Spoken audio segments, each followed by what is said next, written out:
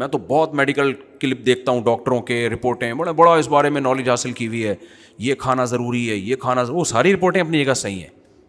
Vitamin C بہت ضروری ہے جی, وٹامن ڈی بہت ضروری ہے جی, اور آئرن بھی بہت ضروری ہے, اور پوٹاشیم بھی بہت ضروری ہے, اور میگنیشیم بھی بہت ضروری ہے. آپ یوٹیوب پہ سنتے رہو نا, ضروری کے چکر میں آدمی تھوڑے دنوں میں کیا ہو جاتا ہے, پاگل.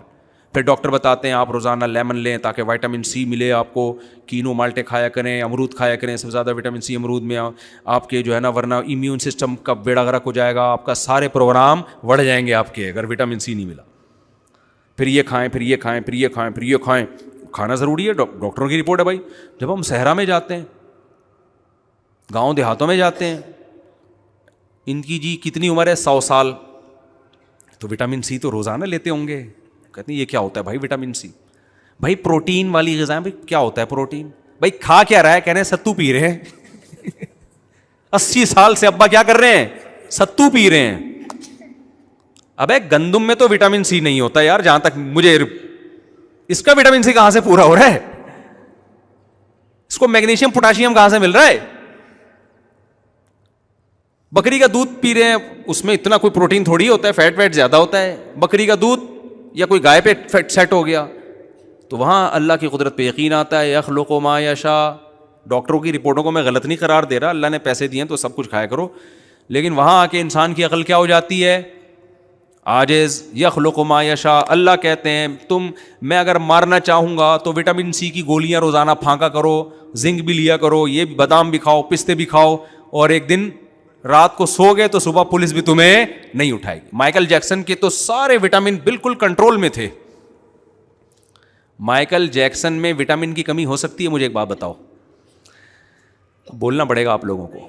مائیکل جیکسن میں کوئی یہ کہہ سکتا ہے وٹامن سی کی کمی تھی؟ بھائی امریکہ میں رہتا ہے وہ ہماری طرح پینڈو نہیں تھا. اس کے پاس ڈاکٹروں کا 24 گھنٹے ایک پینل موجود تھا, روزانہ ہر مہینے اس کے ٹیسٹ ہوتے تھے. آپ کیا سمجھتے ہو اس کا کولیسٹرول لیول بڑھ گیا تھا؟ کیا اس نے سری پائے اور کھجے کے پائے اور پھجے کے پائے اس طرح سے کھائے ہوں گے جیسے ہمارے لاہوری کھاتے ہیں؟ کیا وہ اس طرح سے پراٹھے پھوڑتا ہوگا جیسے میں پھوڑتا ہوں؟ نہ. ان کی ڈائٹ پلان ڈاکٹروں نے اس کو بتایا ہوا تھا, سر آپ نے یہ کھانا ہے, اتنی کیلوریز لیں. ایک صاحب نے مجھے کہا کہ میں امریکہ میں تھا تو ڈاکٹر نے مجھے کہا کہ میرا چیک اپ کیا, اس کے بعد کہ آپ اتنی کیلوریز ڈیلی لیں, اتنی کیلوریز, 1100 پتہ نہیں 11,000 کتنی. کہتے ہیں پھر میں ہر چیز سے ڈبے پہ دیکھتا تھا اس میں کتنی کیلوریز ہیں, تو وہ 1100 یا 11,000, مجھے, میں ڈاکٹر تو ہوں نہیں, تو کہتے ہیں میں اسی میں پاگل ہونا شروع ہو گیا بھائی یہ کیا. پھر انہوں نے کہا وہاں ڈاکٹر جو ہوتے ہیں نا وہ کہتے ہیں بھائی اتنی کیلوریز, اب اتنی برن, وہ واچ سے چیک کرتے رہتے ہیں, اتنی کیلوریز برن ہو گئی ہیں, اتنی ہم نے انٹیک کی ہیں, اتنی ہم نے استعمال کی ہیں. ہماری طرح پنڈوں والا حساب نہیں ہے. ہم لوگ کیلوریز چیک کر رہے ہوتے ہیں. میرے نانا شوگر کے پیشنٹ تھے, جب رسگلے کا ڈبہ آتا تو کیلوریز گئیں تیل لینے, گلے تو انہوں نے پھوڑنے ہی تھے. 99 سال کے بعد انتقال ہوا ہے. میں نہیں کہہ رہا یہ کام اچھا ہے آپ کیا کریں, لیکن میں بتا رہا ہوں کہ بھائی اللہ کے ہاں جو اصول ہے نا وہ سارے کیا ہو جاتے ہیں اللہ کے ارادوں کے آگے. ہمارے سارے اصول اللہ کے ارادوں کے آگے فیل ہو جاتے ہیں. تو مائیکل جیکسن کا وائٹامن کی بھی کوئی کمی نہیں, سربیکزی بھی ہو سکتا ہے لیتا ہو, اور ان لوگ کا سربیکزی ہم لوگ کا والا نہیں ہے, ان کے واقعی اس میں زنک ہوتا بھی ہے. ہمارے یہاں پتہ نہیں ہوتا ہے کہ نہیں ہوتا, یہ اللہ ہی بہتر جانے. ہمارے یہاں تو وہ کسی نے کہا نا کہ انڈیا نے جب دھمکی دی تھی تمہارے ٹماٹر بند کر دیں گے, تو کسی نے کہا کہ ہمارے یہاں ٹومیٹو کیچپ میں ٹماٹر نہیں ڈلتا, تو ہمارے ٹماٹر بند کرنے سے کیا فائدہ ہوگا. ہم تو ہر چیز لکھا ہوا ہوتا ہے اندر, کوئی گارنٹی نہیں ہے. تو مائیکل جیکسن کی رپورٹیں ساری کلیئر تھیں, کوئی ہارٹ کا مسئلہ نہیں تھا. چاروں جو اس کی وریدیں ہیں, شریانے ہیں, بڑے اتنا جو پھدک رہا ہے تو اس کا دل صحیح کام کر رہا ہوگا نا. آپ خود بتاؤ, ہارٹ کے پیشنٹ کو تو ڈاکٹر زیادہ ہلنے جلنے سے منع کرتے ہیں, بھائی تھوڑا سا ہلا تو بلڈ کا سرکولیشن بڑا بلاکیج ہوگی, مر جائے گا. مائیکل جیکسن تو جب پھدکتا تھا اس کو پولیس آتی تھی, بھائی تھوڑی دیر آرام بھی کر لے تو, اتنا ہلتا جلتا تھا وہ. اس کے ہارٹ کا کوئی مسئلہ ہو سکتا ہے؟ نہ ہارٹ کا مسئلہ, نہ کوئی وٹامن کی کوئی کمی, اور اتنا بڑا پروگرام ہونے والا ہے 50 سال کی عمر میں, فٹ فاٹ. ڈاکٹروں نے چیک کیا, بھائی کوئی پرابلم نہیں ہے. جب سویا ہے تو اب تک کی رپورٹ کے مطابق اٹھا نہیں ہے. شاید اگلے جنم ونم میں کہیں دوبارہ آ جائے. اس جنم میں بہرحال اب اس کے واپسی کے چانسز کیا ہو گئے ہیں؟ ختم. اب میں تھر میں مل کے آیا, کہیں تھر میں نہیں, بلوچستان کے کسی پسماندہ علاقے میں, ان کے پاس صرف روٹی اور بکری کا دودھ ہے. وہاں مجھے بوڑھے بوڑھے بزرگ ملے. ایک صاحب نے بتایا ابھی 99 سال میرے ابا کا انتقال ہوا, کہہ رہے روٹی اور بکری کا دودھ, اس کے علاوہ کوئی تیسری چیز.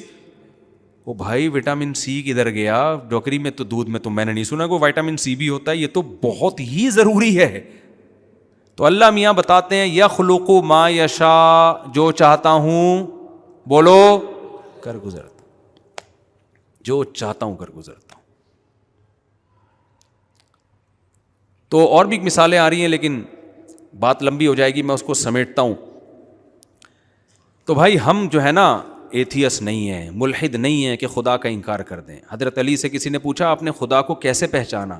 فرمایا میں اپنے ارادے ٹوٹتا ہوا جب دیکھتا ہوں تو مجھے یقین ہوتا ہے کہ کوئی ہے جو میرے ارادوں کو پورا کرنے میں رکاوٹ بن رہا ہے. ساری ام للانسان ما تمنا, قرآن کہتے ہیں انسان کو کیا وہ مل جاتا ہے جو اس کی وہ تمنا. آج کل ایسے یوٹیوبرز آ رہے ہیں, موٹیویشنل اسپیکر آ رہے ہیں جو آپ کو غربت کے تانے دے رہے ہیں اور آپ کو آر دلا رہے ہیں کہ آپ کے پاس پیسہ نہیں ہے, اسٹرگل کرو, محنت کرو. بھائی جان محنت کرنے سے سب کو نہیں ملتا. آپ کو وہ نظر آ رہے ہیں جن کو مل گیا, وہ نظر نہیں آ رہے جنہوں نے ان سے ڈبل محنت کی اور کخ بھی ہاتھ میں نہیں آیا ان کے. میں یہ نہیں کہہ رہا کہ محنت چھوڑ دیں, آپ محنت تو کریں, نتیجہ کس کے ہاتھ میں ہے؟ اللہ کے ہاتھ میں ہے. جو آپ کو کامیابی کی باتیں کر رہے ہوتے ہیں نا, 7 کامیاب لوگوں کی 7 علامتیں, جتنے بڑے بڑے کامیاب لوگ ہوتے ہیں نا ان میں رپورٹ کے مطابق کتنی علامتیں پائی جاتی ہیں؟ 7 علامتیں پائی جاتی ہیں. تو آپ بھی وہ علامتیں پیدا کرنے کی کوشش کرتے ہو. آپ کا رشتہ ہی نہیں ہوتا جہاں آپ چاہ رہے ہوتے ہو. آپ کہتے ہیں اب کامیابی تو بڑھ گئی یہیں سے میری ناکامی کیا ہو رہی ہے؟ شروع ہو رہی. بھائی یہ وہ لوگ ہیں جو کامیاب ہو گئے. بہت سے ایسے ہیں جن میں 7 کے بجائے 14 علامتیں تھیں, پھر بھی وہ کامیاب نہیں ہو سکے. علامتیں ہم نے پیدا کرنی ہے, اسٹرگل کرنی ہے, کوشش کرنی ہے. نتائج کس کے ہاتھ میں ہیں؟ اللہ کے. اسی بات کو اللہ بار بار قرآن میں سمجھا رہا ہے کہ دنیا میں چلتی میری ہے, تمہاری نہیں چلے گی.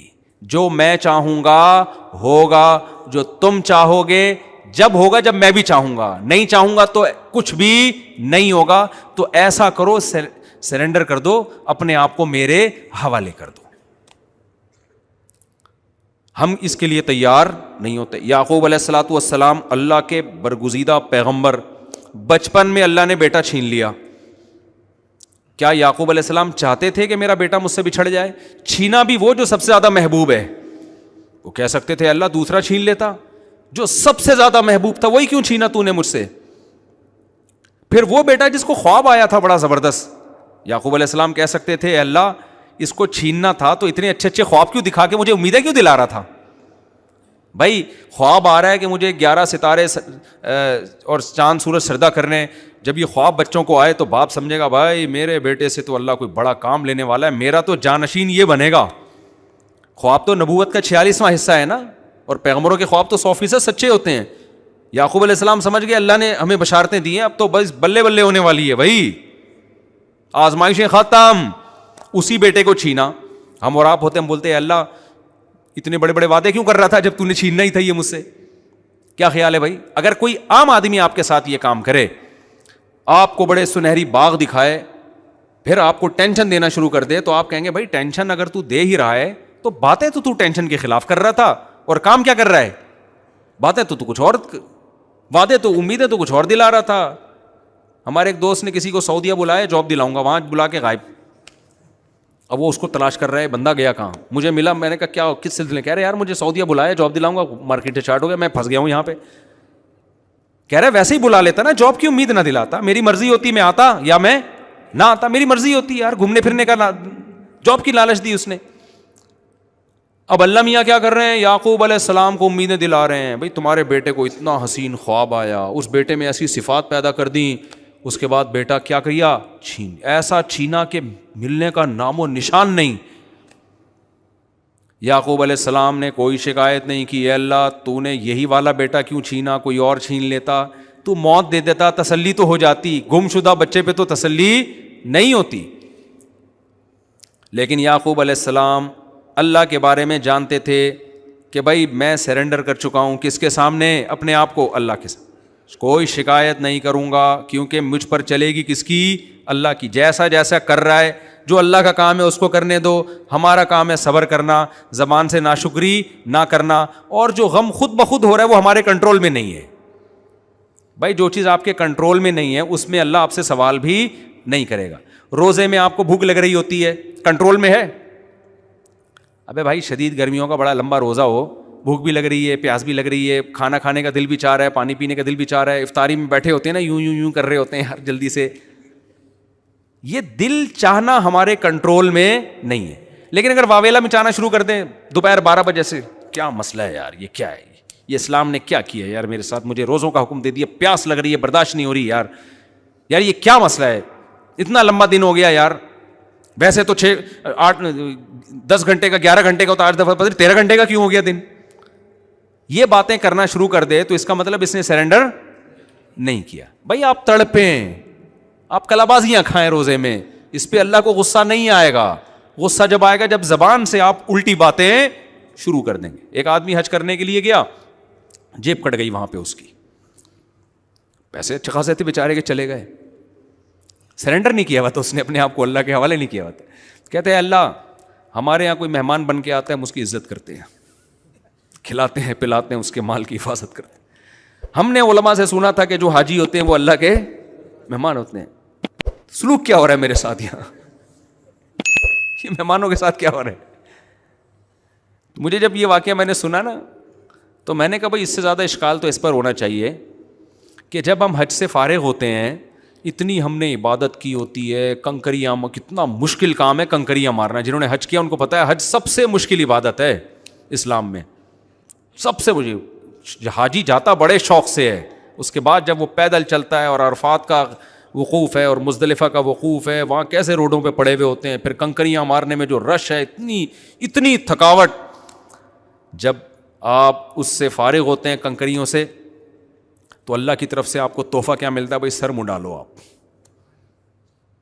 یا اللہ تھوڑی سی پرسنالٹی میری بالوں کی وجہ سے رہ گئی تھی بھائی، اتنے دن سے میں چادروں میں گھوم رہا ہوں، 3 پیس سوٹ اور ٹائی میں گھومنے والا، اور ہر وقت جناب پھوں پھاں میں گھومنے والا، ایک چادر میں ایک نیچے باندھی ہوئی اور ایک اوپر.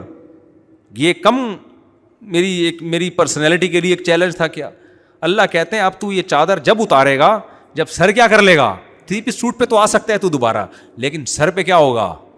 ساری زینت انسان کی کہاں سے ہو؟ تبھی تو لوگ کروڑوں روپے کے بال لگوا رہے ہیں جا کے، جن کے پاس نہیں ہوتے وہ صبر کر کے بیٹھے ہوئے ہوتے ہیں. کیا کیا مالشیں ہو رہی ہیں، بال اگائے جا رہے ہیں، آپریشن ہو رہے ہیں. بال کا نہ ہونا کوئی تھوڑی چیز تھوڑی ہے. آپ جب رشتہ لینے کے لیے جاتے ہو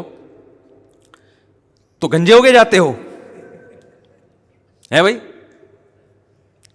تو لیکن اللہ میاں کیا کرتے ہیں، جب آپ نے حج کیا، اتنا لمبا سفر کیا، اتنے لاکھ خرچ کیے، اس کے بعد اللہ میاں کیا کہتے ہیں، بھائی یہ جو تھوڑی سی پرسنالٹی آپ کی باقی رہ گئی ہے اس کو بھی کیا کر دو، ختم. اب انسان اگر ہمارے ساتھ یہ سلوک کرے نا، ہمیں شکایت کا حق بنتا ہے. ہم کسی کے گھر مہمان بن کے گئے، اس کی دعوت پہ اپنا خرچہ کیا، اتنا پیسہ دبا کے ہم نے خرچ کیا، مہمان کے اتنی ٹینشن کے بعد اس کے گھر میں پہنچے، وہ ہمیں ٹینٹ کروا کے باہر بھیج دے، ہم بولے گا یار ایسی بے عزتی خدا کی قسم آج سے پہلے میری کبھی بھی نہیں ہوئی. لیکن اللہ میاں کے سامنے ہم نے کیا کیا میرے بھائی؟ سرنڈر کیا ہوا ہے. ہم جاتے ہیں، اللہ میاں سر مڈا کے واپس بھیجتے ہیں، خوشی خوشی آ کے دکھا رہتے ہیں، بھائی دیکھو حج کر کے آیا ہوں. دیکھو میں تو پہلے میں نے قصر 2-3 دفعہ، میں 3-4 دفعہ حلق کروا چکا ہوں، اب میں کیا کرتا ہوں، قصر کروا لیتا ہوں. تو میں نے اتنے بڑے بال رکھے ہوئے ہیں، میں نے بھی قصر کروایا. ایک آدمی نے کہا اس میں 4 عمریں اور ہو سکتے ہیں میرے بھائی. ٹھیک ہے نا، بڑے بالوں کا ایک یہ فائدہ ہوتا ہے. اس نے کہا اس میں تو 4 عمریں اور ہو سکتے ہیں. تو مجھے کسی نے کہا آپ ٹینڈ کیوں نہیں کراتے؟ بھائی پہلی دفعہ میں حج پہ گیا، ٹینڈ کروایا، عمرہ کیا، ٹینڈ کروائی، میں 2-3 دفعہ کروا چکا ہوں. اب میں کیا کرتا ہوں، قصر. حالانکہ قصر میں کم ثواب ہے، ٹینڈ میں زیادہ ثواب ہے. تو مجھے کہتے ہیں لوگ اب آپ ٹینڈ کیوں نہیں کرواتے؟ میں کہتا ہوں اب میری 4 بیگمات ہیں، میں دہشت گردی کا جڑ سے خاتمہ نہیں کر سکتا. کچھ بال چھوٹے کر کے دہشت گردی کم تو ہوتی ہے، لیکن میں اب جڑ سے دہشت گردی کا خاتمہ، ہماری حکومت کہتی ہے نا دہشت گردی کو جڑ سے ختم کریں گے. بھائی اگر آپ نے جڑ سے ختم کر دیا تو آپ کے کھانچے بھی تو بہت سارے بند ہو جائیں گے نا. کیا خیال ہے؟ اس لیے حکومت دہشت گردی کو کہتی ہے ہم جڑ سے ختم کریں گے, لیکن کبھی جڑ سے ختم, کیونکہ دہشت گردوں سے ان کے اپنے کھانچے بہت سارے چل رہے ہوتے ہیں, کبھی بھی جڑ سے ختم نہیں کریں گے. تو میں نے کہا بھائی اب مجھے تھوڑی سی دہشت چاہیے, کنٹرولنگ کے لیے تھوڑی سی دہشت چاہیے مجھے, اس لیے میں جڑ سے نہیں خاتمہ کروں گا دہشت گردی کا. تو جب اللہ نے میرے لیے آپشن رکھا ہے بھائی قصر کر لو, تو میں اس آپشن کا فائدہ اٹھاؤں گا. اچھا میرے بھائی, تو میں یہ کہہ رہا تھا بھائی ہم نے سرنڈر کیا ہوا بھی اللہ کے سامنے, اللہ ٹینڈ کرا کے بھیجتے, ہم ٹینڈ کرا کے آ جاتے ہیں, اللہ کے بال چھوٹے کروا ہم چھوٹے کروا کے آتے ہیں. تو یعقوب علیہ السلام نے سرنڈر کیا ہوا تھا, تو اللہ میاں نے سب سے محبوب اور چہیتا بیٹا اٹھا لیا. ساری زندگی اس کی یاد میں روتے رہے. وہ رونا اختیار میں نہیں ہے, بیٹے کی. اور دینداروں کو زیادہ محبت ہوتی ہے اولادوں سے اور اپنے ریلیٹیو سے. مجھے کل کسی نے بتایا, کوئی بہت بڑا لبرل سیکولر آدمی ہے, میں اشارہ نہیں کروں گا تاکہ خام خواہ میں کسی کی غیبت نہ ہو. اس نے بتایا کہ اس کے 2-3 بچے کہیں دیوار کے نیچے آ کے مر گئے. تو میں وہاں بیٹھا ہوں, اس کو کوئی کچھ ہو ہی نہیں رہا, بچوں سے ریلیشن ہی نہیں ہے. بچے پیدا ہو رہے ہیں, کبھی ٹائم ہی نہیں دیا گھر میں, گھوم رہے ہیں پھر رہے ہیں, عیاشی کر رہے ہیں, نائٹ کلبوں میں شرابیں چل رہی ہیں, ادھر بیگم کیا ایک آدھ ہو بھی گئے, چلو ٹھیک ہے رپورٹ ہے بھائی, بچہ بھی ہو جاتا ہے. محبت ہی نہیں ہے آپس میں, نہ بچوں کو باپ سے, نہ باپ کو بچوں سے. جب اللہ سے رشتہ ٹوٹتا ہے نا, تو آپس کے رشتے بھی ٹوٹ جاتے ہیں. تو دینداروں کو محبت ہوتی ہے, تبھی تو غم بھی ہوتا ہے. لیکن زبان سے وہ کہا جائے گا جس پہ اللہ راضی ہوگا, زبان سے وہ کہا جائے گا جس پہ اللہ راضی ہوگا. ہمارا ایک چوکیدار تھا, ڈرائیور تھا جامعۃ الرشید کا. میں نے اس سے ویسی گپ شپ لگا رہا تھا, تم پہلے کیا کرتے تھے؟ اس نے کہا پہلے میں ڈیفینس میں کسی بنگلے کا چوکیدار تھا, اور بڑی اچھی تنخواہ تھی میری, بڑی اچھی جاب تھی. میں نے کہا اتنی بہترین جاب تھی, 12 گھنٹے بیٹھے رہتے تھے, تنخواہ مل جاتی تھی, کھانا پینا فری کا تھا. اب تم ڈرائیونگ کر رہے ہو, کبھی سکھر جا رہے ہو, کبھی کہاں جا رہے ہو, تو اتنی اچھی جاب کیوں چھوڑی؟ اس نے کہا مولوی صاحب میں نے ایک واقعہ دیکھا مفتی صاحب, اس کے بعد میں نے وہ گھر چھوڑ دیا.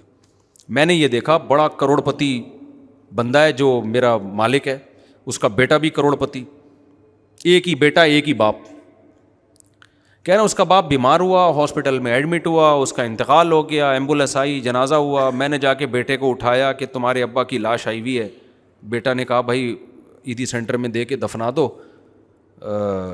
یہ پیسے ہیں, یہ سارا کام کر لو. سو گیا. یہ واقعہ بھی 20-25 سال پرانا کوئی بیان کر رہا تھا وہ. اب تو اور زیادہ ماڈرن اور ٹیکنالوجی اور جو ہے نا نالج ایجوکیشن میں اب الحمدللہ اور زیادہ, اب تو لوگ پہلے سے زیادہ پڑھے لکھے لوگ ہیں. تو اس وجہ جہالت تھی بہت زیادہ, بہت زیادہ. کیا تھی ڈیفینس میں؟ جہالت تھی. پرانا دقیانوسی دور کی بات کر رہا ہوں میں. آج کل تعلیم کا معیار یہ بن گیا ہے, ریلیشن ختم, بس ایک انسان انڈیویجولی اپنی لائف گزارتا ہے, ریاست کے ساتھ اس کا اسٹیٹ کے ساتھ تعلق ہونا چاہیے, ٹیکس ویکس ٹائم پہ دے دیتا ہو, بس یہ سب چیزیں. انسانیت کیا ہوتی جا رہی ہے؟ ختم. میں نے بھی کچھ دن پہلے بھی بیان میں واقعہ سنایا. ہمارے ایک دوست ہیں, دوست کیا استغفر اللہ, میرے سگے ماموں ہیں, وہ غصے ہوں گے پر میں تو وہ دوست بول رہا ہے, وہ منہ سے نکل گیا میرے. تو وہ چند دن پہلے امریکہ سے ان کا فون آیا نا, تو میں نے کہا خیریت سے ہیں؟ اب ہمارا تو ریلیشن ہے بھائی, ہم تو مسلمان ہیں یار. تو میں تھوڑے دن بعد ان کو کال اس لیے کرتا ہوں کہ بھائی ماموں ہے بھائی, ٹھیک ہے نا, تعلق تھوڑی توڑ سکتے ہیں. تو بڑی گپ شپ ہو رہی تھی. میں نے کہا آپ امریکہ میں کہاں رہتے ہیں؟ انہوں نے کہا فلاں جگہ رہتا ہوں. میں نے کہا آپ کے اڑوس پڑوس میں گورے رہتے ہیں؟ مجھے ہر قوم کے کلچر کو جاننے کا بڑا شوق ہے. تو انہوں نے کہا کہ میرے پڑوس میں بھی ایک فیملی ہے, یہ ریزیڈینشل ایریا ہے, یہاں فیملی والے لوگ رہتے ہیں. میں نے کہا گوروں کی فیملیاں ماشاءاللہ. میرا ایک ذہن میں آیا کہ بھائی پھپھی ہوگی, خالہ ہوں گی, کزنیں ہوں گی, ان کی بہویں ہوں گی, انگریز کی بہو, سوچیں آپ. تو اس کے داماد ہوں گے, فیملی ہوگی نا, پوتے نواسے ہوں گے. تو بھائی ایریا ہی ایسا ہے جہاں فیملی والے لوگ رہتے ہیں, کہ ہوٹل میں تھوڑی رہ رہے ہیں وہ. تو میں نے کہا کہ آپ کے پڑوس میں کون رہتا ہے؟ انہوں نے کہا ایک فیملی رہتی ہے.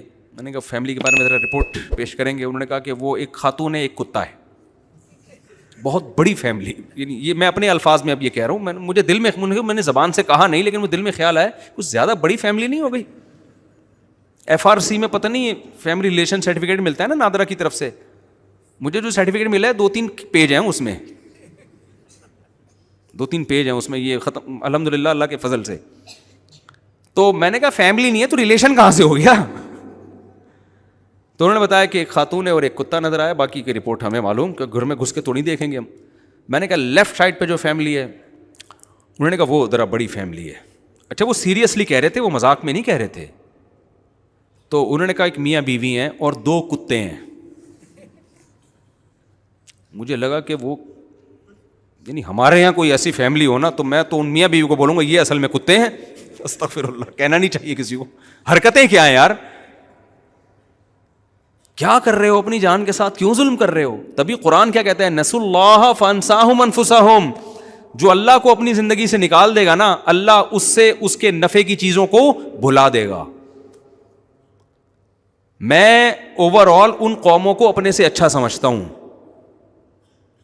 اوور آل جھوٹ کم بولتے ہیں ہم سے, کرپشن ہم سے کم ہے, قوانین کی پابندی ہم سے زیادہ کرتے ہیں, اخلاقیات میں ہم سے کم از کم ظاہری اخلاق ہم سے اچھے ہیں.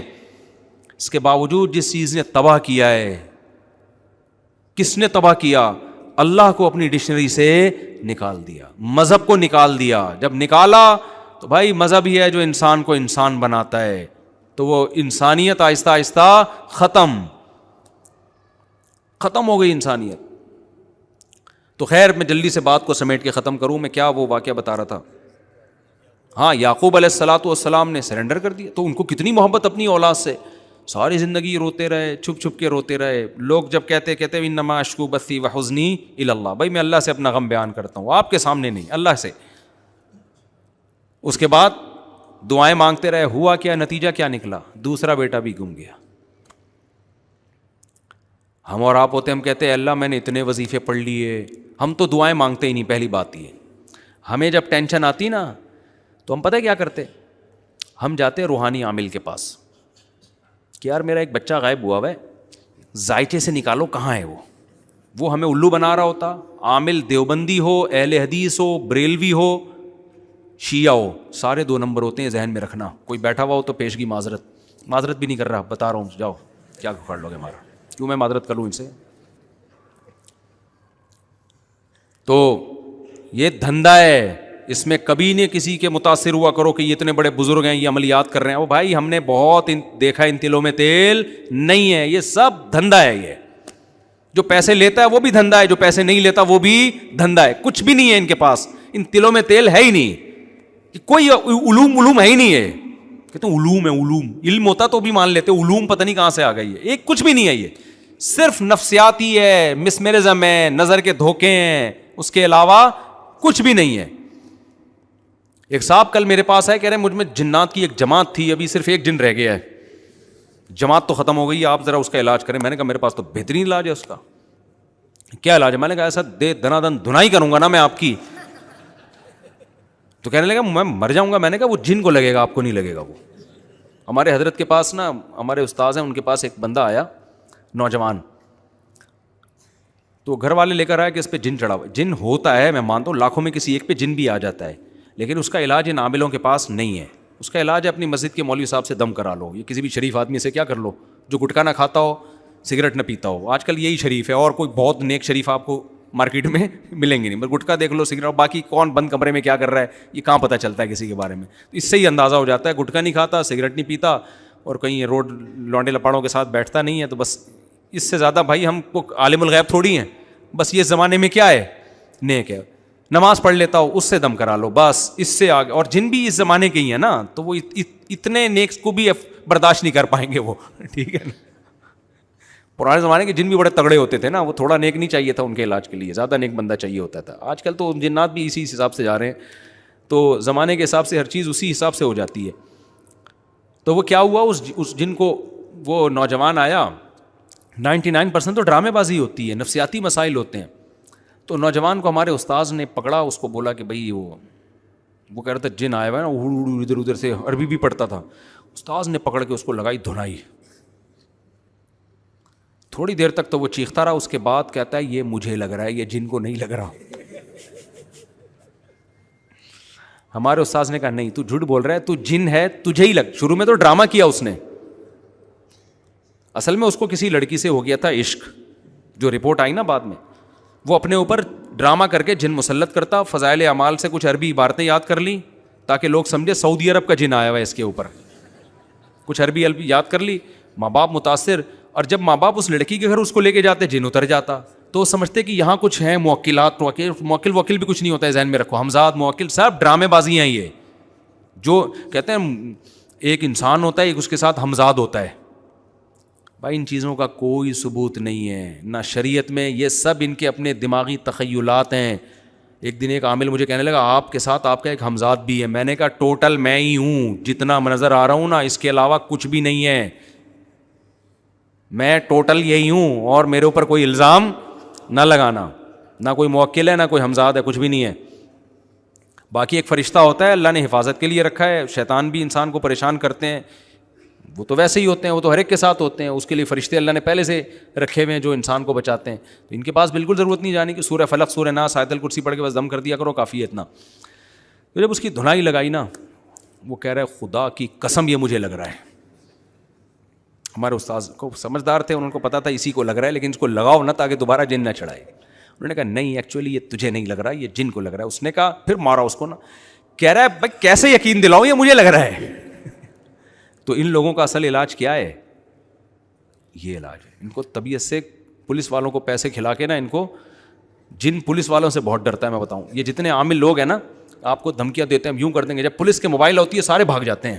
ابے تمہارے پاس تو جن ہے یار، تم ایک پولیس کے موبائل کو یوں کر کے تم سنگ دل محبوب کو قدموں میں لا سکتے ہو. ایک پولیس والا جو گٹکا کھا کے آ رہا ہے بھائی، اس کو تم کنٹرول نہیں کر سکتے، اور وہ گٹکا بھی اپنے پیسوں سے نہیں کھایا اس نے، تو اس کو تم کنٹرول نہیں کر پا رہے یار. تو اس لیے ان سے بالکل نہ ڈرا کرو، یہ سب دماغ کی ایک خیالی طاقتیں ہوتی ہیں. خیر ہم ہوتے یعقوب علیہ السلام کی جگہ تو ہم کیا کرتے؟ سب سے پہلے عاملوں کے پاس جاتے، زائچے نکلواتے.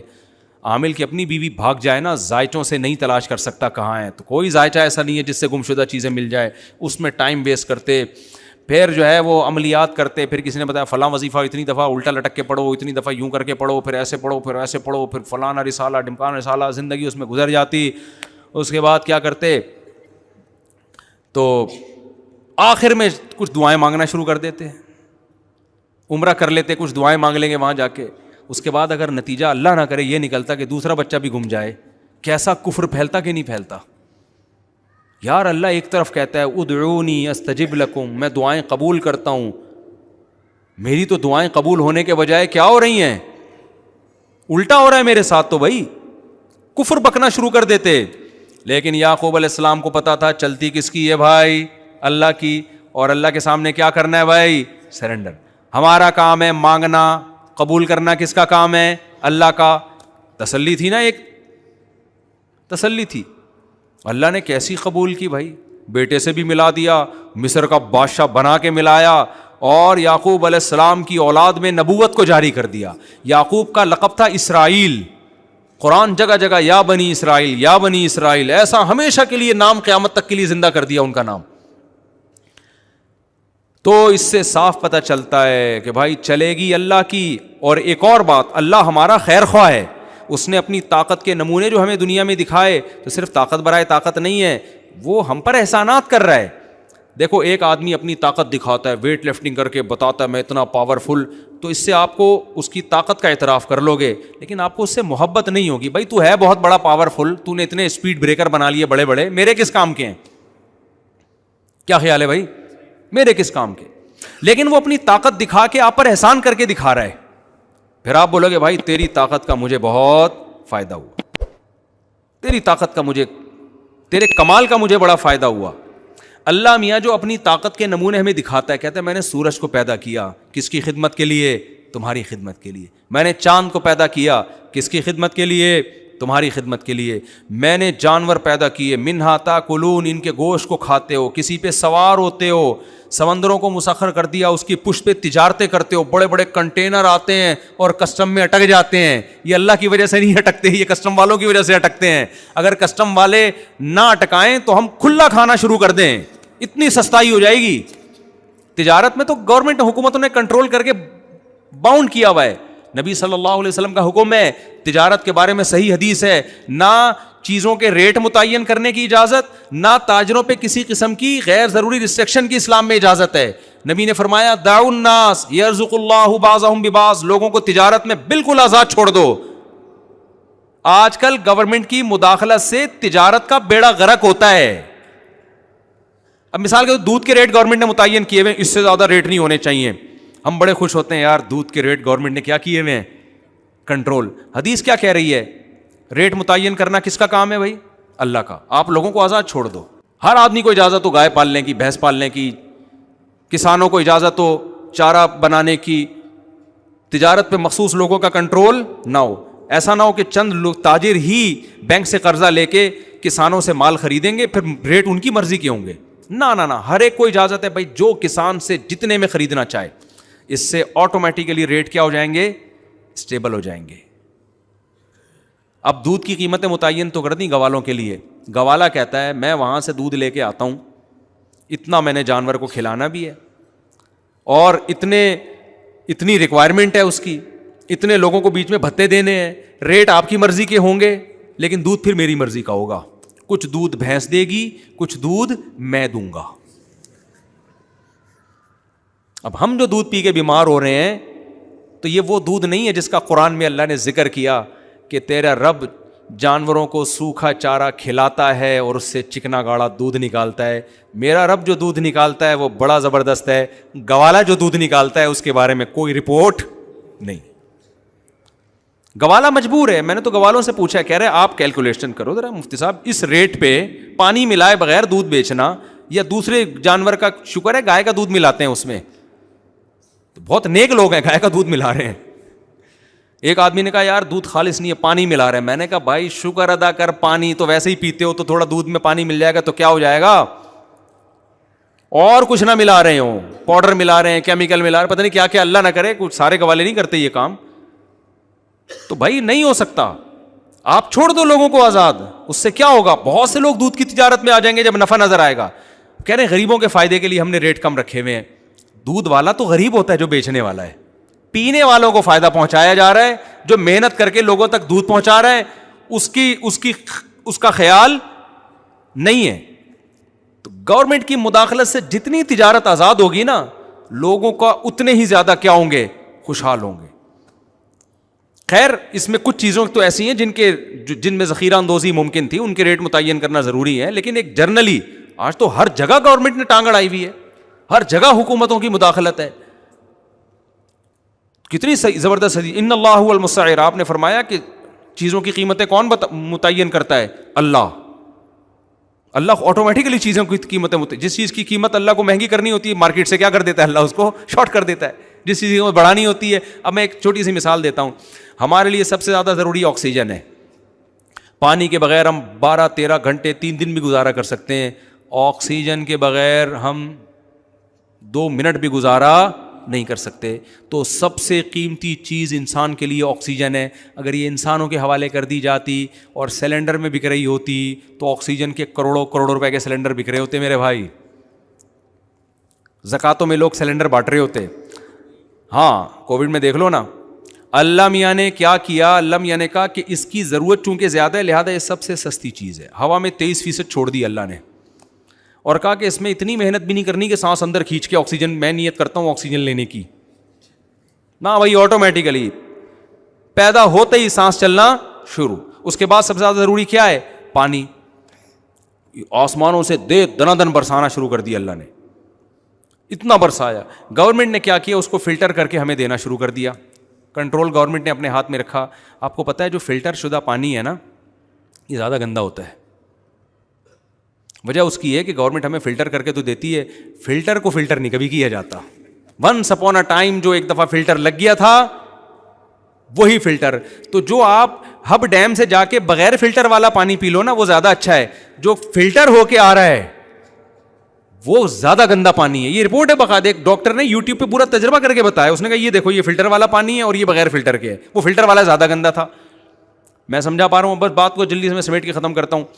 تو اب کیا مسئلہ ہے میرے بھائی؟ میں جو اصل بات لے کے چل رہا ہوں کہ اللہ نے اپنی طاقت اور قدرت بھی بتائی اور اللہ نے یہ بھی بتایا کہ میں تمہارا محسن ہوں. تو یعقوب علیہ السلام کو پتا تھا پاور کس کے پاس ہے؟ اللہ کی. چلے گی اللہ کی. لیکن اللہ جب اپنی چلائے گا تو میری بہتری میں چلائے گا، مجھے نقصان پہنچانے کے لیے نہیں چلائے گا. لہذا تسلی میں رہے. تو یہ 2 چیزیں اپنے اندر پیدا کر لو میرے بھائی. سرنڈر کر دو اپنے آپ کو کس کے حوالے؟ اللہ کے. اور یقین کر لو جو ہوگا میرے حق میں بہتر ہو. اللہ نے کہا نماز پڑھو تو کیا کرو میرے بھائی, پڑھ لو. اگر تجارت میں نقصان ہوتا نظر آ رہا ہے برداشت کر لو, کیونکہ رزق کس کے ہاتھ میں ہے؟ اللہ کے. وہ بغیر نماز پڑھے آپ کا رزق آپ سے چھین سکتا ہے, اور نماز پڑھ کے آپ کو رزق دے سکتا ہے.